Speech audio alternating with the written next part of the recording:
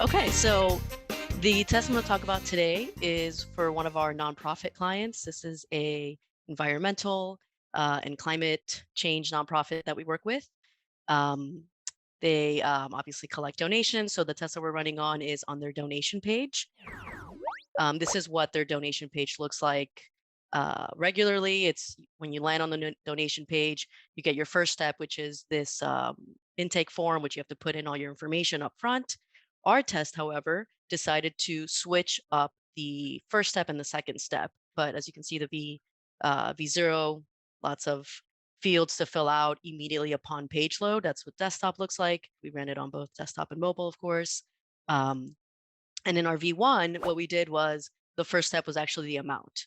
So as soon as you land on the page, you have to select what amount you want to donate. You can select whether you want to become a monthly donor or you want to donate once. And then once you hit continue, you go on to the original first step. So now the second step, which is the information step. And then finally, the third step is the payment step. So again, we ran this on both desktop and mobile. This was the idea basically was, can we collect more donations if we put the donation of select the amount selection up front? So do folks have any questions? This was pretty simple test, but um, pretty interesting to see what resulted of it. Doesn't it? Anybody have any questions or theories? Yeah. And I have a question. So you mentioned that this first step, the select amount, is it always defaulted to 25 or do you have to like select which one to kind of get it Yeah, started? it does default to 25. We've tested into that previously to default to different amounts. We've also like tested into starting the with like the highest amount to the lowest amount. We've tested like different amounts. We've tested a lot into that little space. The standard and the one that seems to continue to win is like just landing on 25. But yeah. Yeah, my vote would be for the variation just because it's kind of a more engaging first step. And it's like selecting your dollar amount versus like a block of form fields to fill out. So it might just be a little bit more compelling to start it off. But yes, I would think B1. Any other insights from anyone?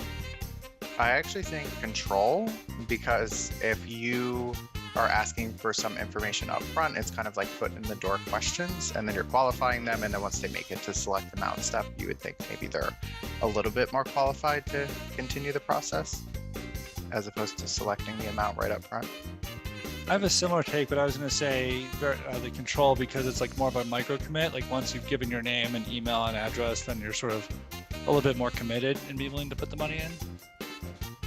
Nice. So I think that like building up the commitment level is something that works generally. Yeah, Nice. all interesting points. All right, let's vote.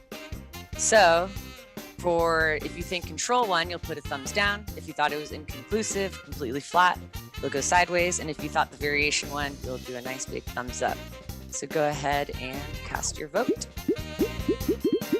It's a little mixed actually. A couple of thumbs up. Okay. So this one is actually a pretty big win. Surprisingly Nice. enough, I think Chris and Alex, like to your points of like kind of like the micro commitment is something that for sure we thought about, but it seems that folks are actually more willing to make a donation if they have to select the amount first. Like you kind of like get them to select the amount, and then once they've selected the amount, it's like, okay, now I got to just enter my information and do it. But we're seeing like a huge increase. Well, this is huge for donations, right? Increase in national donations with pretty nice stat sig.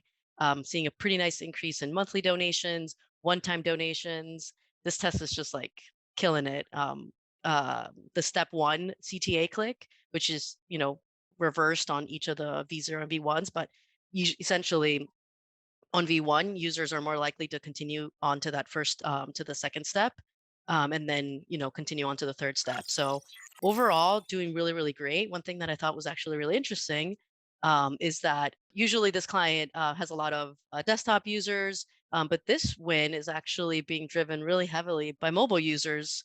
So just overall, really great wins, and yeah, really awesome test that we run here.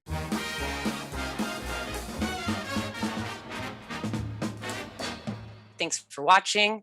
Be sure to subscribe to have more test ideas sent to your inbox.